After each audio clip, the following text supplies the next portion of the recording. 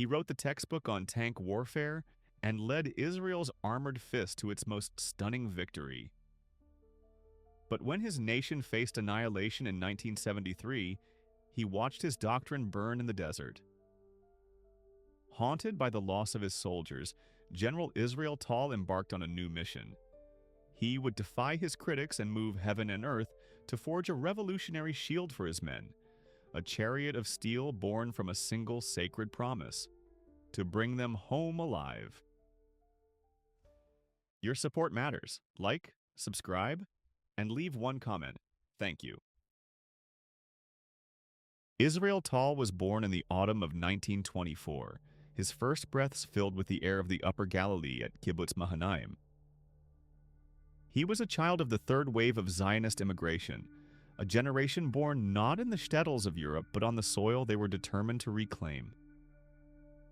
His family soon moved to the Moshav of Be'er Tevia, a community that embodied the very essence of Jewish resilience. Twice destroyed in Arab riots, Be'er Tevia had been rebuilt by pioneers who understood that their existence was a constant struggle. This environment, a fusion of fertile fields and ever-present danger, became Tal's first and most important classroom.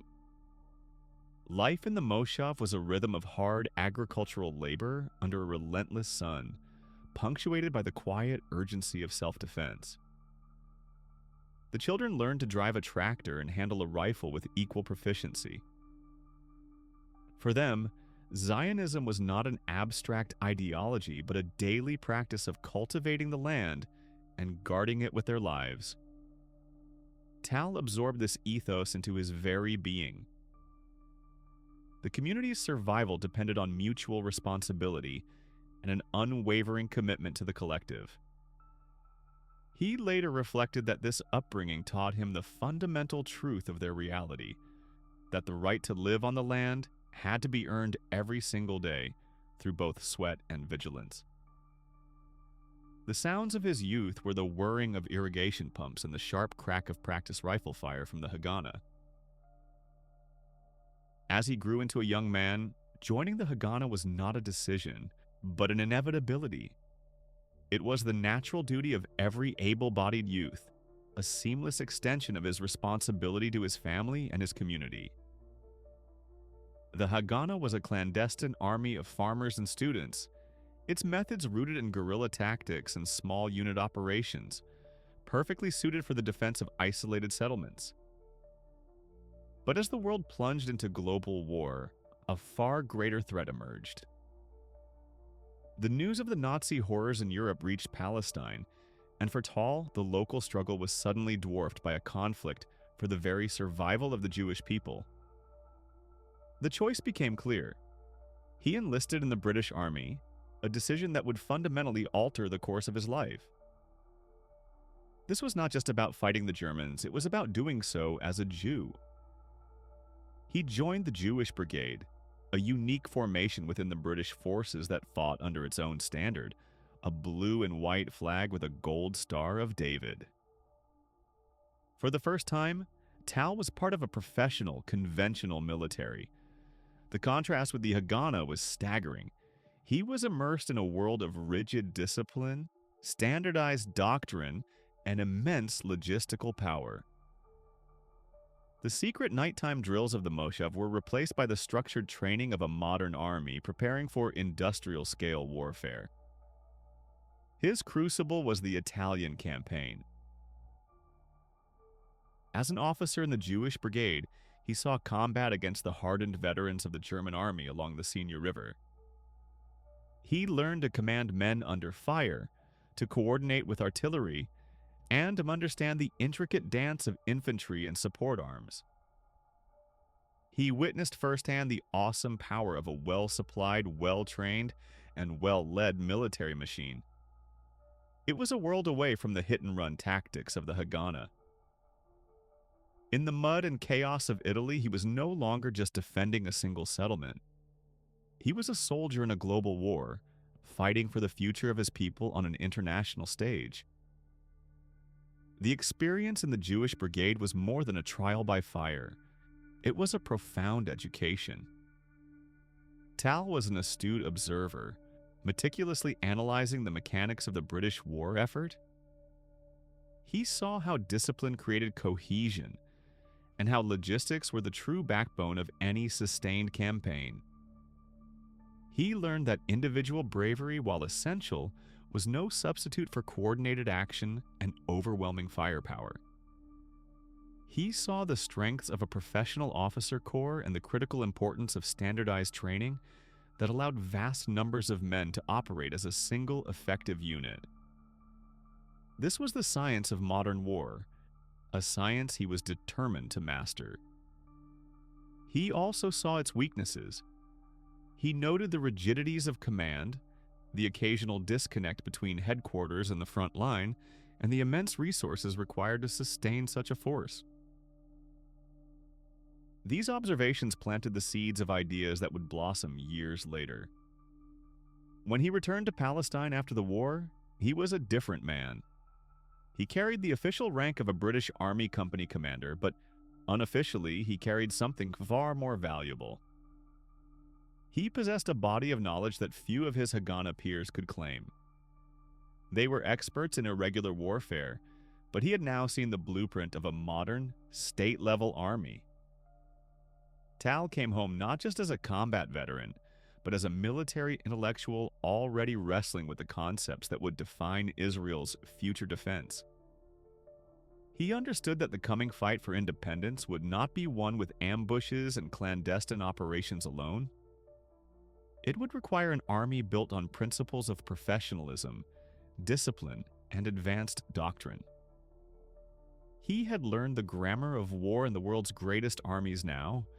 In the crucible of Israel's birth, he would be forced to write his own sentences in fire and blood. The Declaration of Israeli Independence in May 1948 was met not by parades but by the immediate invasion of 5 Arab armies. For 23-year-old Israel Tal, the theory of war was about to become a brutal reality.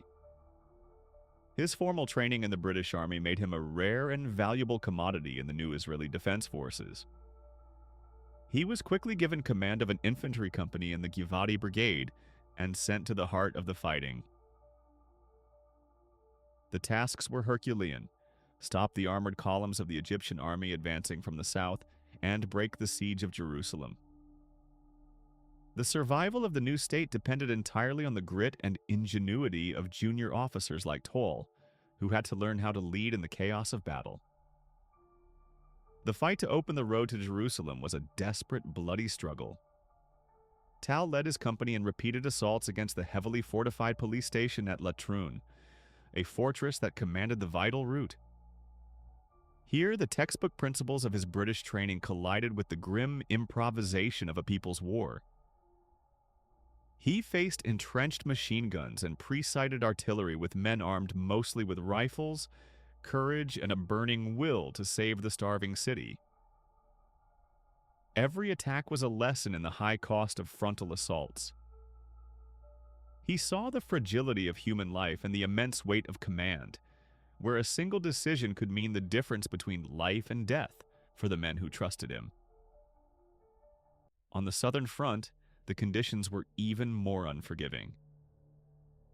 The Egyptian army was a professional force, equipped with tanks, artillery, and air power that the nascent Israeli Defense Forces could not match.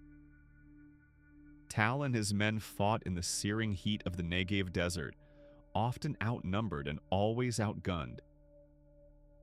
They faced Egyptian armor with little more than hand-thrown explosives and a deep-seated refusal to yield.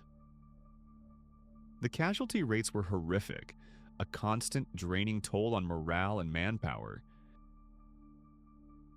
It was in these relentless battles amidst the sand and the blood that Tal's theoretical knowledge was burned away, leaving behind the hard steel of a true combat commander. In the midst of this chaos, Tal's military education provided a critical edge. While many units fought with passion but little structure, he insisted on the fundamentals of discipline and tactical soundness. He drilled his men on fire and movement, the proper use of terrain, and the vital importance of fieldcraft. His orders were calm and clear, a point of stability in the whirlwind of combat. He was not creating parade ground soldiers, he was forging a lethal and efficient fighting unit.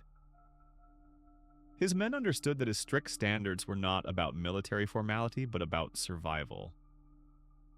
They learned that his meticulous planning and disciplined methods were what brought them back alive. His command was an exercise in practical problem-solving under extreme duress. It was not about redrawing maps in a distant headquarters, but about deciding how to take the next enemy trench with the fewest casualties. He became an expert in the micro-tactics of infantry warfare, organizing night raids, sighting machine guns for a perfect field of fire, and coordinating the scarce resources he had.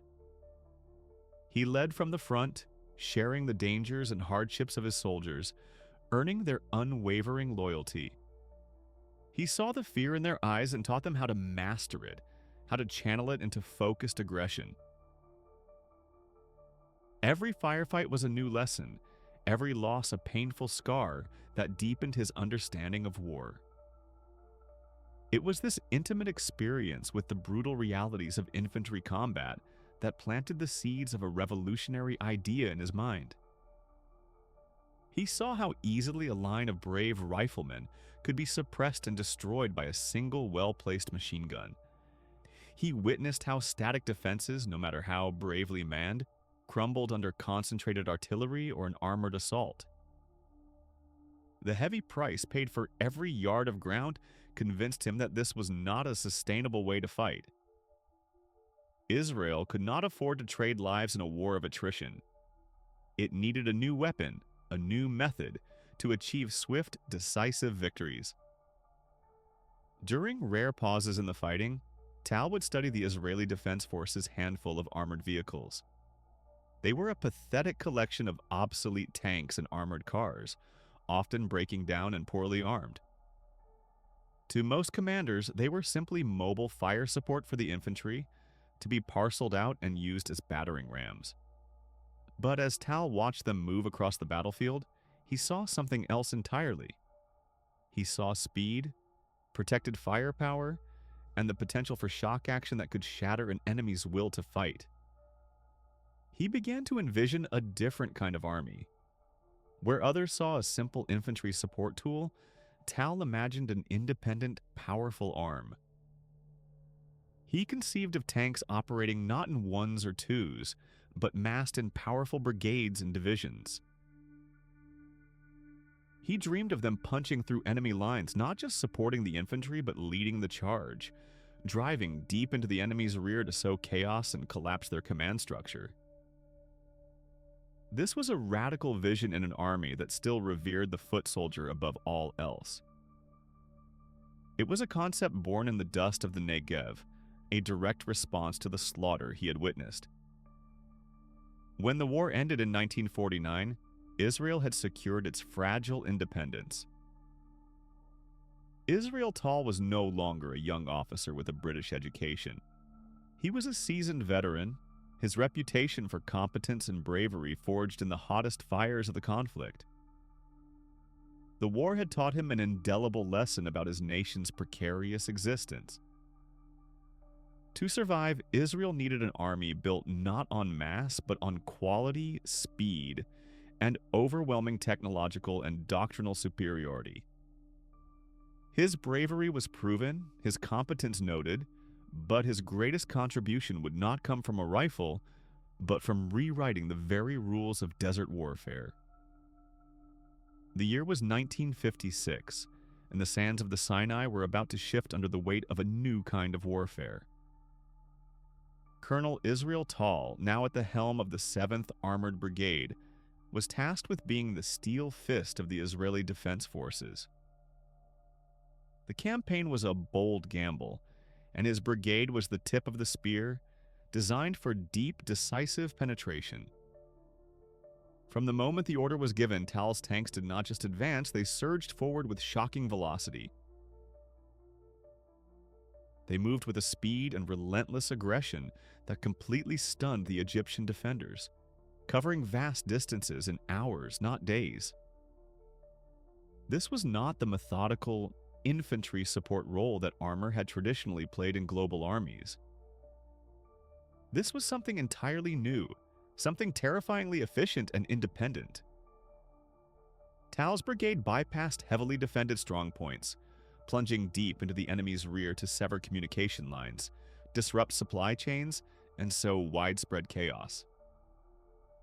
He led from his own command tank, a mobile headquarters that was always at the point of contact, a visible and inspiring symbol for his men. His calm, steady voice over the radio was a constant presence amidst the storm of battle, directing his battalions with the surgical precision of a master tactician. The charge of the 7th Brigade was relentless, a blitzkrieg reborn in the desert heat. They shattered entire Egyptian formations before they could fully deploy, proving that a well-led, highly motivated armored force could be the decisive instrument of war. The Sinai campaign was more than just a victory for Tal. It was a live-fire demonstration of his revolutionary theories. It was a violent, undeniable glimpse of a future where armor was not a partner to the infantry, but the undisputed master of the battlefield. The dust of the Sinai had barely settled when the Israeli Defense Forces High Command summoned Tal. His brigade's stunning success had not gone unnoticed. It had sent shockwaves through the military establishment. They did not give him another battlefield command. Instead, they handed him a far greater responsibility, one that would shape the army for generations. His new mission was to think. He was ordered to dissect the lessons of the 1956 war, to analyze every success and every failure, and from that raw data, to write the definitive armored doctrine for the entire Israeli military. The warrior became a scholar. Tal immersed himself in the work with the same intensity he brought to combat. He moved from the turret of a tank to a room filled with maps, after-action reports, and captured enemy documents. He was a relentless interrogator of facts, challenging every long-held assumption about tank warfare. He spent countless hours interviewing everyone, from division generals to the young tank loaders who had faced enemy fire. He wanted to understand the human element, the fear, the confusion, and the moments of battlefield clarity. From this exhaustive research, a clear and powerful philosophy began to emerge. He formalized his core tenets. Speed was a weapon in itself, aggressive maneuver could dislocate and paralyze a superior force, and battles should be won by what he called the long arm. This principle dictated that Israeli tanks must be able to destroy their enemies from a distance, long before the enemy could bring their own weapons to bear. He was not just writing a manual, he was forging a new military religion. The most revolutionary pillar of Tal's new doctrine was his fanatical focus on gunnery. He sought to transform the very nature of tank combat. Before Tal, tank cannons were often viewed as heavy, inaccurate weapons, best for suppressing enemy positions with high explosives. Tal saw them differently. He saw them as instruments of absolute precision. He was determined to turn every tank commander into a marksman and every tank into a mobile sniper platform. The training grounds of the Armored Corps became his laboratory.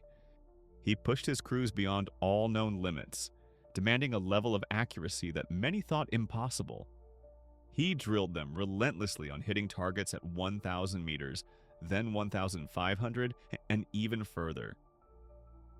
First-round hits were not the goal, they were the expectation. His obsession with marksmanship became legendary. As one of his soldiers would later recall, he taught us to shoot with the cannon as if it were a sniper rifle. This was not simply a tactical preference, it was a strategic imperative born from Israel's reality. Tal knew his nation would always be outnumbered. The only way to win was to be qualitatively superior. By destroying enemy tanks from afar, his forces could attrite the enemy's numerical advantage before the main battle was even joined. It was a cold, brutal calculus of survival. He was building more than an army of skilled tankers. He was engineering a machine of unparalleled lethality, a force designed for swift, decisive, and overwhelming victory. He had written the doctrine and trained the crews to perfection. Now, on the eve of 1967, the entire world was about to witness the terrible swift sword he had forged. By the spring of 1967, the winds of war were gathering with terrifying speed. Egyptian divisions numbering over 100,000 men and 1,000 tanks streamed into the Sinai Peninsula. The Straits of Tiran were closed, strangling Israel's southern lifeline. Across the nation, a profound sense of existential dread took hold. But on the southern front, amidst the swirling dust and palpable tension, one man was an island of pure, cold focus. Major General Israel Tall, now commander of the 84th Armored Division, was preparing his forces. His division, a formidable assembly of modified Centurion and Patton tanks, was known as Ugdat Haplada, the Steel Division. It was to be the iron fist of the Israeli Defense Forces. In his forward command post, Tal was a study in controlled intensity.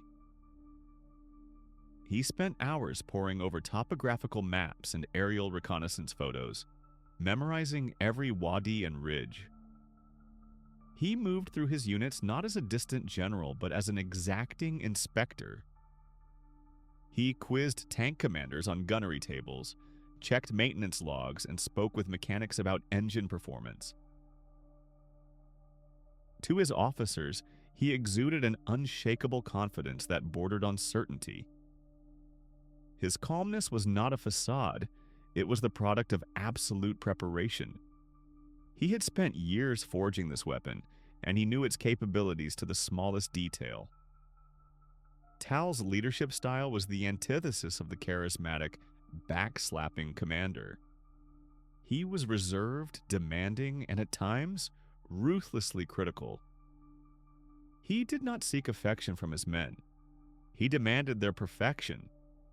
His standards were absolute, and he tolerated no deviation from his doctrine. Officers who failed to meet his expectations were swiftly replaced. Yet he inspired a loyalty that was more profound than any born of simple popularity. His soldiers and commanders trusted him with their lives because they trusted his mind. They knew that his brutal training regimens and obsessive attention to detail were designed for one purpose: to keep them alive and ensure victory. He led not through stirring speeches, but through sheer, undeniable competence. Every soldier in the Steel Division understood that the general's intricate plans gave them the best possible chance of survival against a numerically superior enemy. His authority was unquestioned because it was earned daily through his intellectual rigor and unwavering commitment to excellence. He believed in leading from the front, and his men knew that when the battle began, his tank would be among the foremost.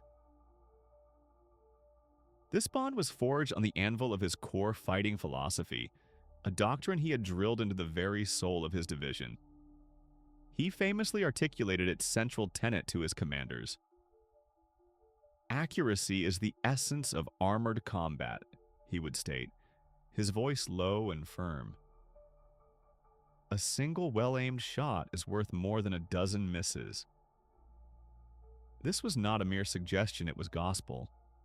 On his orders, the Steel Division's training grounds became laboratories of precision. Tank crews spent punishing hours practicing long-range gunnery, learning to fire with deadly accuracy while on the move. Tal transformed the tank from a blunt instrument of assault into a mobile sniper platform. He preached the gospel of the first shot kill, instilling in his gunners the mindset that every shell was precious and every target must be destroyed with lethal efficiency. The roar of his division's cannons on the practice range was the sound of a new theory of armored warfare being perfected. But for Tal, the machine, however perfect, was secondary to the man inside it. He believed Israel's most potent weapon was not its steel, but its spirit. He made this clear in another of his foundational statements. Our qualitative edge is not in technology, he explained. It is in the man, in his motivation, his resourcefulness, and in the values for which he is fighting. He saw the tank as a mere extension of the soldier's will, skill, and courage. He fostered an environment where initiative and improvisation were as prized as discipline. He knew he was leading citizen soldiers who understood exactly what was at stake, the very existence of their homes and families. This deep sense of purpose, he believed, was an advantage no enemy arsenal could match. As the final days of May ticked away, the Steel Division was more than just a collection of armored vehicles.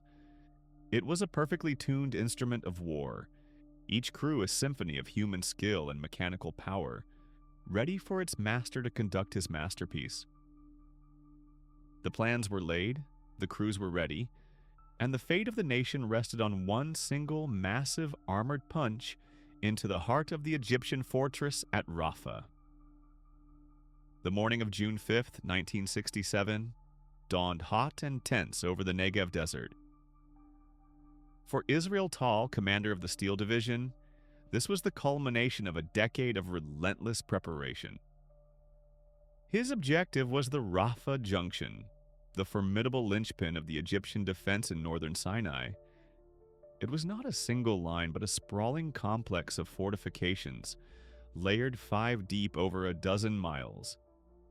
It bristled with hundreds of anti-tank guns, nested in concrete bunkers and supported by deeply entrenched infantry and artillery. The defenses were interwoven with vast minefields, designed to funnel any attacker into pre-registered killing zones.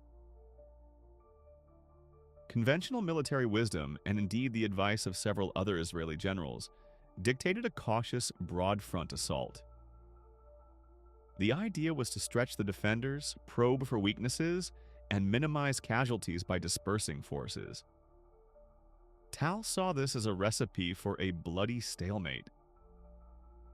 In a sand-swept command tent, surrounded by his battalion commanders, he laid out a plan of shocking audacity. He rejected the broad front entirely. Instead, he would concentrate the full, overwhelming power of his entire armored division on a single, impossibly narrow sector. He pointed to a small point on the map, a sliver of land barely a few kilometers wide. Here, he stated, his voice calm but unyielding, "We will punch a hole with everything we have." It was an all-or-nothing gamble. If the spearhead was blunted, if the breakthrough failed, his entire division would be trapped and destroyed in the Egyptian minefields. His logic, born from his doctrine of maneuver warfare, was that a massive concentration of force would not just breach the line, but shatter it. The shock and speed of the assault would overwhelm the local defenders so quickly that the enemy's command structure would collapse before it could react. The plan was the physical embodiment of his belief. Victory came not from attrition, but from paralysis. The assault began with the deafening roar of hundreds of tank engines, churning the desert sand into a blinding cloud. At the very tip of the armored spearhead was Tal's own command tank. He was not directing the battle from a safe rear echelon headquarters, he was leading it, his turret hatch open, a visible and immediate presence for his men. The air was thick with the concussive blast of Israeli artillery pounding the Egyptian positions ahead. Radio channels crackled with a storm of controlled chaos. Through it all, Tal's voice remained a point of clarity and calm, a steady hand on the tiller of his steel armada. 7th Brigade, maintain momentum, he commanded. Ignore the flanks. Push straight through. Shmulik, you are with me. Follow my lead. The advance was a brutal, terrifying symphony of modern warfare. Egyptian shells rained down, throwing up geysers of sand and shrapnel. The distinct crack of high-velocity anti-tank rounds zipped past their turrets. Tal's tank, like all the others, shuddered as shrapnel raked its hull. He saw friendly tanks hit, burning fiercely on the battlefield. Yet there was no hesitation. He directed his battalions with surgical precision, identifying enemy strongpoints and vectoring his forces to overwhelm them. He called in air support from the Israeli Air Force, which screamed overhead to strike at stubborn artillery positions. He was a master conductor in an orchestra of destruction, his physical courage an unspoken command to every soldier in his division. This was the raw, unvarnished ethos of the Israeli Defense Forces. Follow me. He was not asking his men to go anywhere he was not willing to go first. He shared their risk, their fear, and their absolute determination. Then the breakthrough happened. After hours of relentless, brutal fighting, the lead tanks of the 7th Armored Brigade punched through the final layer of the Rafah defenses. The effect was exactly as Tal had predicted. The highly structured Egyptian defense, designed to repel a frontal assault, completely unraveled. With an armored division now rampaging in their rear, Egyptian units became isolated, their command and control severed. Panic began to ripple through their lines. What followed was not a battle, but a relentless pursuit. Tal's orders were unequivocal. Do not stop. Do not rest. Do not give the enemy a moment to recover. His division fanned out, a torrent of steel pouring across the northern Sinai. They bypassed pockets of resistance, leaving them for follow-on forces to mop up. Their objective was singular: the destruction of the Egyptian army and the seizure of the Suez Canal. They raced through the desert, destroying Egyptian armor caught in the open and capturing vital crossroads. The speed of the advance was breathtaking, shattering all pre-war expectations. Town after town fell. In less than 72 hours, the lead elements of Tal's division rolled to a halt on the sandy eastern bank of the Suez Canal. The desert behind them was littered with the wreckage of an entire army. The victory was total, a textbook execution of armored breakthrough and exploitation that would be studied in military academies for generations. It was the ultimate validation of a decade of his life's work. He stood at the pinnacle of military success, his doctrines celebrated worldwide. But war is a cruel teacher, and his greatest test would come not in a moment of triumph, but in an hour of near-total collapse. The afternoon of October 6, 1973, was unnaturally quiet. On the holiest day of the Jewish calendar, Yom Kippur, the nation stood still in prayer and reflection. Then the silence was shattered. Air raid sirens wailed across Israel, a sound that ripped through the sanctity of the day and signaled a national nightmare. In the heart of Tel Aviv, at the military headquarters known as the Pit, Deputy Chief of Staff Israel Tal faced a cascade of catastrophic reports. The news from the south was an avalanche of failure. The Bar-Lev line, the supposedly impregnable chain of fortifications along the Suez Canal, had been breached and overrun in a matter of hours. Egyptian infantry, armed with devastating new anti-tank guided missiles, had swarmed across the water. The initial response from the Israeli Defense Forces was a confused, desperate charge straight into a prepared killing ground.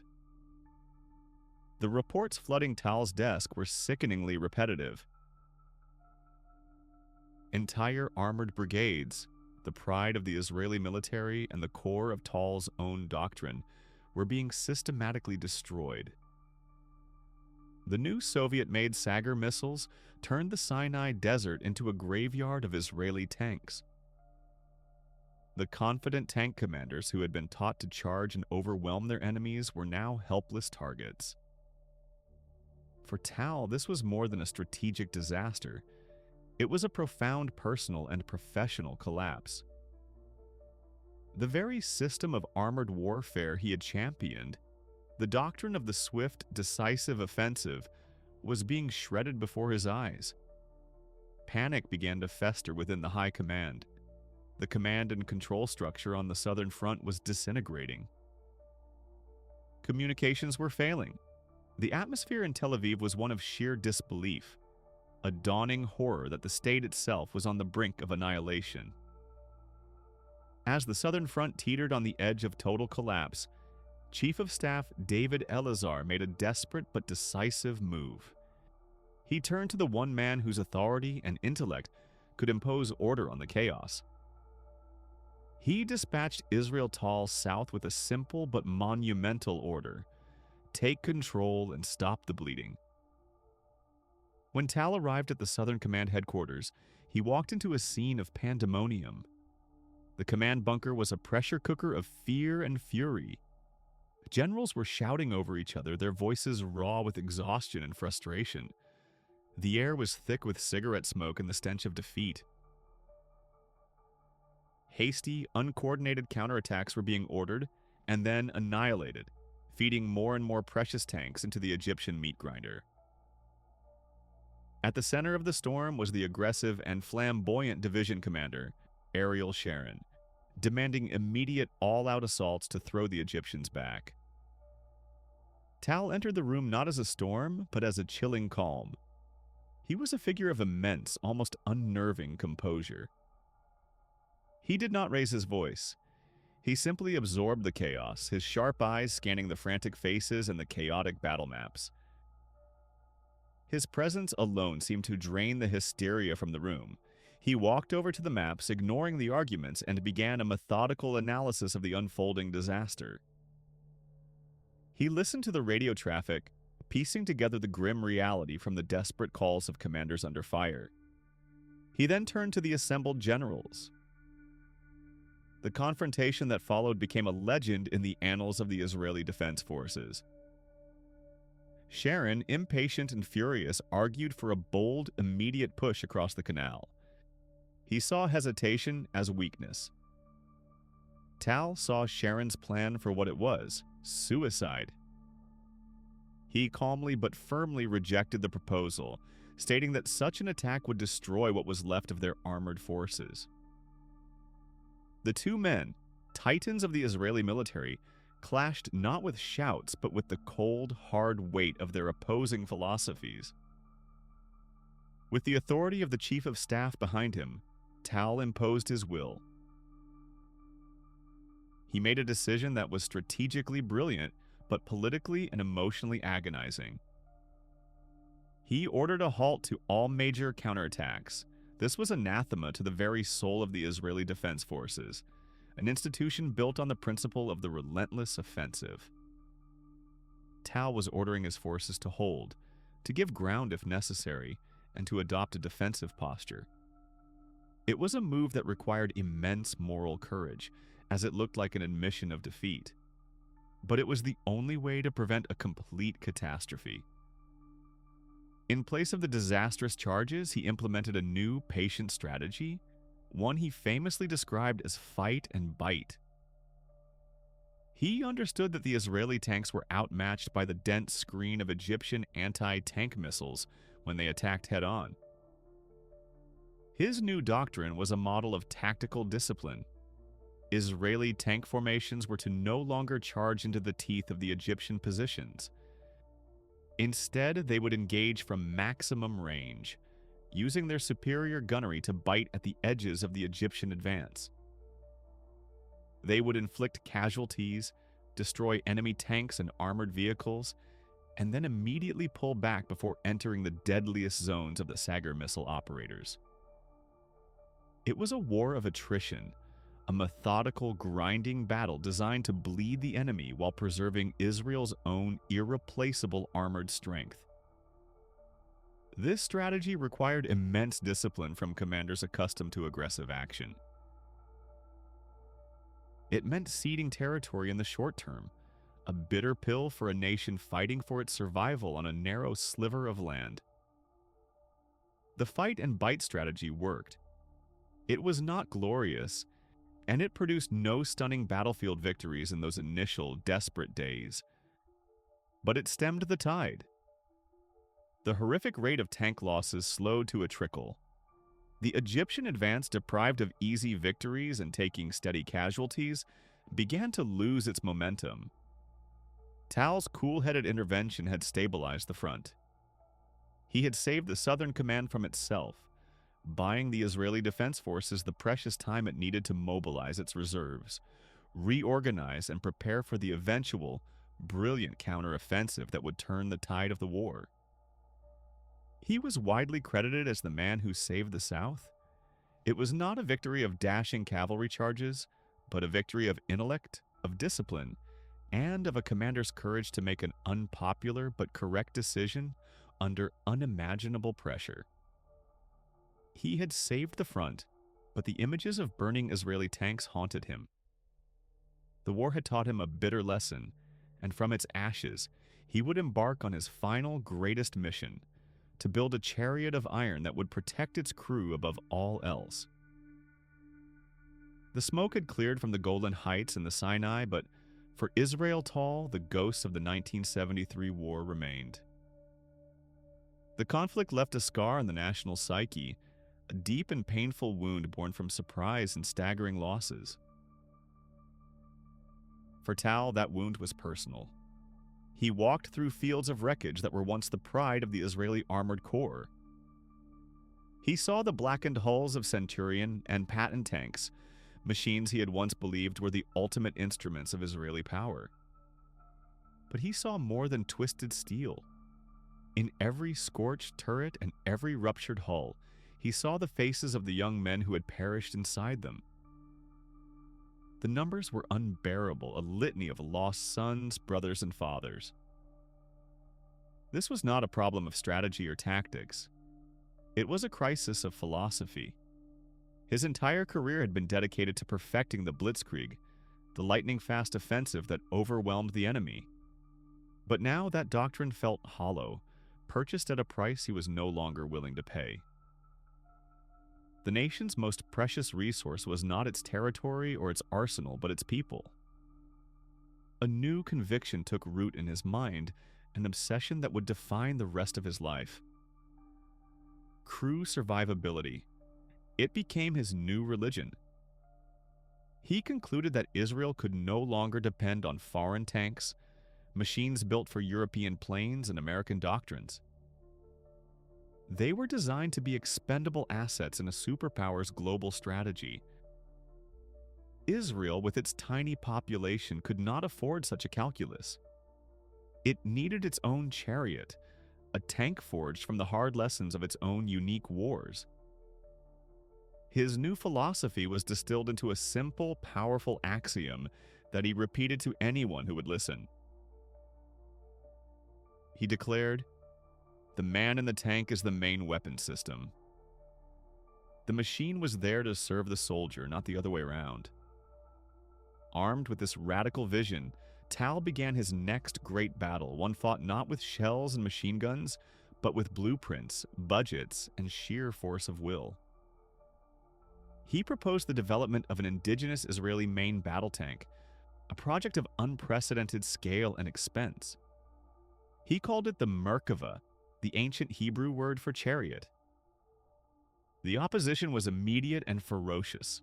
It came from every corner of the defense establishment. The powerful Israeli Air Force lobby argued that the billions required would be far better spent on the next generation of fighter jets, the true key to Israeli security. Economists and finance officials were aghast, insisting that a small nation already buckling under immense defense spending could never afford such a monumental industrial undertaking. They warned of economic ruin. Even within the army, skepticism was rampant. Traditionalists in the Armored Corps questioned the need to reinvent the wheel when excellent American and British tanks were available for purchase. Tal faced them all in tense boardroom meetings and heated debates. He was no longer just a general, he was a relentless advocate, a prophet for a new kind of warfare. He unrolled his designs, which were unlike anything the world had ever seen. The most revolutionary concept was the placement of the engine and transmission in the front of the tank. To orthodox tank designers, this was heresy. But to Tal, the logic was irrefutable. The massive engine block would serve as a final, thick layer of steel and machinery, an additional shield to protect the crew compartment from a frontal hit. He argued that every design choice, from the sloped armor to the ammunition storage, was subordinated to one single principle: bringing the crew home alive. He presented charts showing casualty rates. He used the searing memory of the recent war as his most potent weapon. He staked his entire reputation, a lifetime of military achievement, on this single project. He was unyielding, countering every argument with meticulous data and unwavering passion. He was not just designing a tank, he was building a sanctuary for his soldiers, a fortress on tracks. The bureaucratic war of attrition raged, with the Merkava project perpetually on the verge of cancellation. The opposition was powerful, their arguments logical. It seemed Tal's dream might die in a committee room. The decisive moment came in a final, high-stakes meeting with Defense Minister Moshe Dayan. The room was filled with the project's most powerful opponents. The generals from the Air Force made their case for jets. The heads of the Treasury detailed the catastrophic financial risks. The old guard of the Armor Corps voiced their doubts. They presented a compelling and unified front against what they saw as Talik's folly. Tal stood his ground, reiterating his core belief in the primacy of the soldier's life. He finished his presentation and a heavy silence filled the room.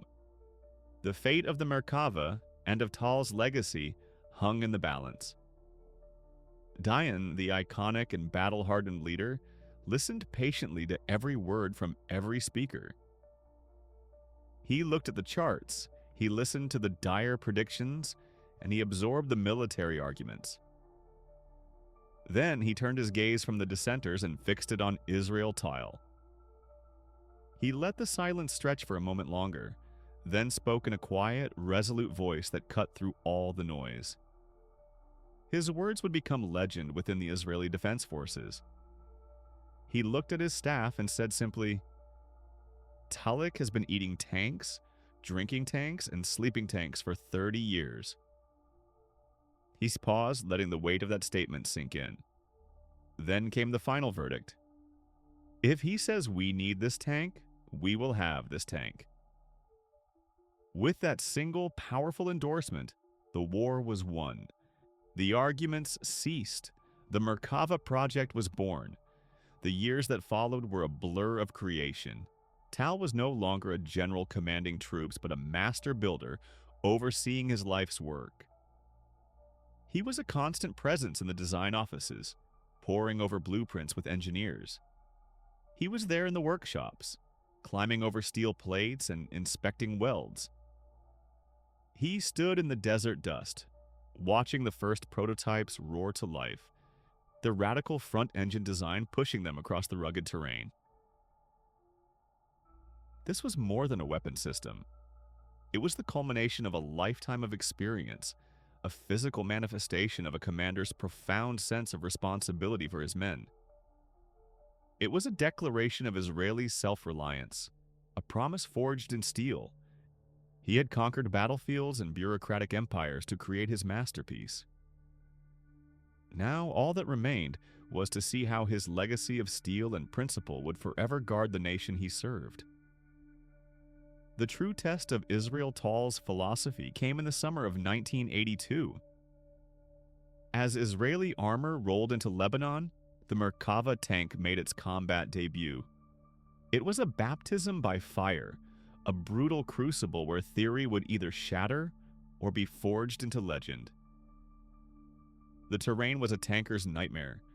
Narrow valleys, urban streets, and hillsides teeming with anti-tank teams. Yet in this environment, Tal's creation proved its worth beyond any doubt. The Merkava was not just a tank, it was a fortress on tracks, designed with one priority above all others: the crew. When Syrian T-72 tanks fired, the Merkava's advanced armor held. When rocket-propelled grenades struck, the innovative design absorbed the impact. For the first time, Israeli tankers went into battle feeling they were in the most survivable vehicle on the planet. Stories from the front lines vindicated every decision Tal had made. One commander recounted taking a direct hit to the front of his tank. The explosion was deafening. The vehicle shuddered violently, but the crew was unharmed. The massive engine block, placed at the front, had absorbed the full force of the projectile, acting as a final sacrificial shield. It was a design choice critics had once called foolish, but on the battlefield, it saved lives. Another crew, their tank disabled and burning, owed their survival to another of Tal's simple yet revolutionary ideas. Trapped under heavy fire, they escaped not through a top hatch into a hail of bullets, but through a rear clamshell door, using the tank's own hull as cover. This feature, designed for ammunition resupply and troop transport, became a life-saving escape route. The Merkava became a symbol of a promise kept. Tal had promised a tank that would bring its boys home. The battles in the Shuf Mountains and the streets of Beirut proved he had delivered. His vision, born from the ashes of 1973, was now a roaring, steel-clad reality. It was his ultimate gift, a testament to his paternal sense of responsibility for every soldier he sent into harm's way. The tank was the physical manifestation of his core belief. The strength of an army is measured not in its firepower, but in its unwavering commitment to protecting its own. After decades of service that had shaped the very structure of Israel's defense, Israel Tal finally retired from active duty. He did not, however, fade into obscurity. He remained a towering figure, an oracle of military thought whose counsel was sought by generals and prime ministers alike. He became a revered elder statesman of the Israeli defense establishment, a living link to the nation's formative struggles. Yet, for a man of such monumental achievement, Tal remained profoundly modest. He shunned the spotlight, rarely gave interviews, and deflected praise with a quiet humility that was as much a part of him as his strategic genius. He had never been a politician in uniform. He was a pure professional, a technician of war who saw his work as a solemn duty, not a path to glory. He had built an army and a tank, and for him, that was enough. Away from the war rooms and the testing grounds, another side of the man emerged. The world knew the stern, logical general, but few knew the artist. In the quiet of his home, Tal pursued his passions for sculpture and photography. His hands, which had drafted armored doctrines and signed military orders, could also coax intricate shapes from metal and stone. He found beauty in form and structure, whether in the lines of a tank turret or the play of light on a landscape. This artistic sensibility revealed the true depth of his character. He was not a warrior by nature, but a builder, a creator who had mastered the art of destruction out of necessity. His art was a window into his soul, showing a man who sought order and beauty in a world he had often experienced as chaotic and violent. He was a complete person, the philosopher who pondered the ethics of warfare, the artist who saw the world through a creative lens, and the general who did what was necessary to protect his people. He was the thinking man's soldier, a modern Cincinnatus who returned to his own private world after the battle was won. As the years passed, the nation he had served so faithfully sought to formally recognize his immense contributions. While he had received numerous military decorations, the highest honor came in 1997. Israel Tal was awarded the Israel Prize for his special contribution to the society and the State of Israel. It was the country's most prestigious civilian award, a recognition that his work transcended the battlefield. The prize acknowledged that in building the Merkava and shaping the Israeli Defense Forces, He had not just created a war machine, he had fortified the very foundations of the nation's security. He had given his people the tools and the confidence to survive in a hostile region. The award ceremony was a rare public appearance, where the aging general accepted the honor with his characteristic grace and humility. He spoke not of his own achievements, but of the soldiers he had led and the nation he had served. On August 26, 2010, Israel Tal passed away at the age of 86. His death marked the end of an era. His military funeral was a testament to the legacy he left behind. It was attended by a generation of leaders he had mentored, commanders he had trained, and soldiers whose lives had been saved by his foresight. The eulogies spoke of a giant, a man of unparalleled intellect and unwavering integrity. They remembered him not just as the father of the Merkava, but as the architect of modern Israeli military doctrine. His true legacy was not etched in steel, but in the minds of the men and women of the Israeli Defense Forces. He instilled a culture of professionalism, of relentless self-critique, of intellectual rigor, and of moral responsibility. He taught an army how to think, how to adapt, and how to win while holding the lives of its soldiers as a sacred trust. He was more than a general, he was the nation's foremost military educator, a guardian who built a shield that would protect Israel for generations to come. Israel Tal's story is the story of Israel's defense ethos itself. He was a man born of the soil who took it upon himself to forge the steel that would protect it. From the battlefields of 1948 to the doctrinal debates of the 1950s, from the stunning victory of 1967 to the near disaster of 1973, Talek was always learning, adapting, and building. He taught the Israeli Defense Forces Armored Corps how to fight like masters of the desert, turning tanks into instruments of surgical precision. But his greatest legacy is not in how many enemies his tanks destroyed, but in how many of his own soldiers they saved. The Merkava tank is more than a weapon. It is a philosophy cast in iron, a declaration that the life of an Israeli soldier is the nation's most sacred trust. Israel Tal was the intellectual warrior, the systems builder, the father of the chariot.